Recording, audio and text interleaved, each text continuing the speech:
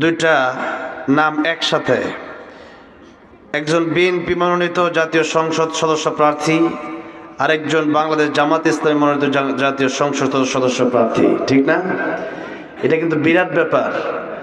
একটা পোস্টারে বিএনপির একজন এমপি পদপ্রার্থী, আবার জামাত ইসলামের একজন এমপি পদপ্রার্থী, দুইজনই রয়েছেন। এই পোস্টারটাই প্রমাণ করে এই দেশের মানুষ এক এবং ন্যাক হয়ে সবাই ঐক্যবদ্ধ হয়ে দেশটাকে গড়তে চায়, ঠিক না বেঠিক?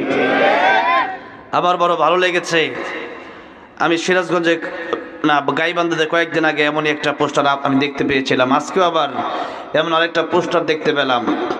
বিএনপি আর জামাতে ইসলামী দলমত নির্বিশেষে যারাই কোরআনের পক্ষে থাকবে, দ্বীনের পক্ষে থাকবে, আলেমদের পক্ষে থাকবে, দেশের পক্ষে থাকবে, তাদের পক্ষে আমরা আছি। জোরে বলেন কথা ঠিক না বেঠিক? আমরা দল দেখতে চাই না, আমরা দেখতে চাই দলমত নির্বিশেষে কারা কোরআনের পক্ষে আছে, কারা মুসলমানদের পক্ষে আছে, কারা দেশের পক্ষে আছে, ঠিক না বেঠিক?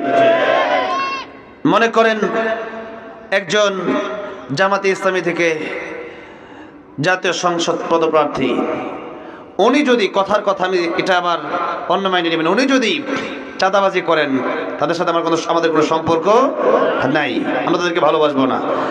আবার যিনি বিএনপি থেকে এমপি পদপ্রার্থী, উনি যদি চাঁদাবাজ, দখলবাজ, টেন্ডারবাজ মুক্ত একটা সুন্দর দেশ যদি উনি করতে চাই, তাহলে তার পক্ষে আমরা থাকবো, কথা ঠিক না বেঠিক?